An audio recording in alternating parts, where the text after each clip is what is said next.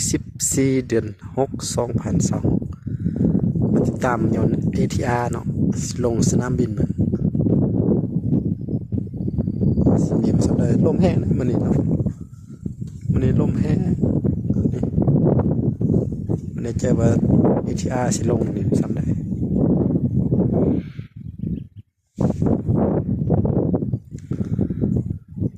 ยินป่านี้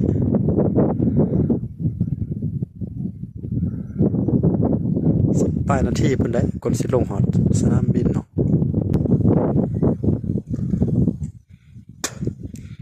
ATR 75พุ่นน่ะบ่นั่งเนาะยนต์ของฝรั่งมื้อนี้ผ่านมาเอาตอนเช้ามันเอาโคแม็กมื้อนี้เอา ATR มาโอ้ล้นๆล่ะ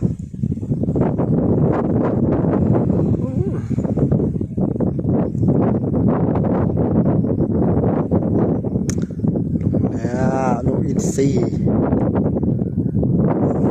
เด้อลงมาเด้อเห็นบ่ป่าม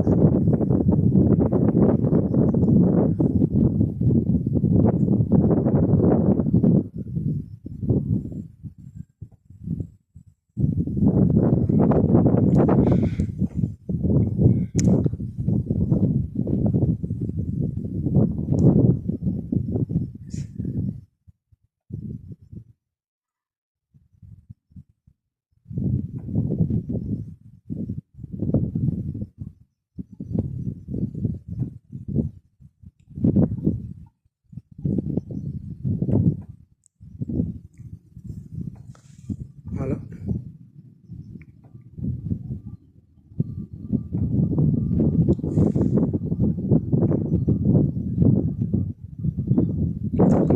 นิ่มไปได้มื้อนี้นะเด้อ ATR 75บ่นั่งยนต์ตัวนี้ผลิตอยู่ฝรั่งเลยเป็นยนต์ใบพัดเนาะลงสินิ่มซ้ำได้มื้อนี้นะลมแห้งมื้อนี้นะวันที่14เดือน6 2026ลงมาตีนแต่พื้นจวด